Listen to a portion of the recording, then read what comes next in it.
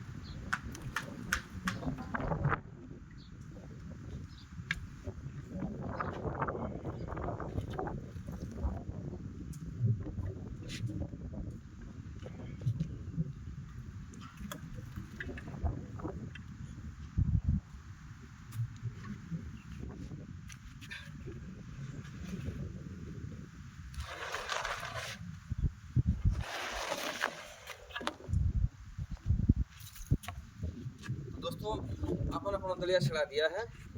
ये काम होगा इधर का। फिर अपने खोर की सफाई करेंगे, तो उसमें तूड़ी डालेंगे, ये दलिया डालेंगे, उसको बाहर बांधेंगे, फिर उनका दूध निकालेंगे। ये है अपनी आज की दिनचर्या। राम राम।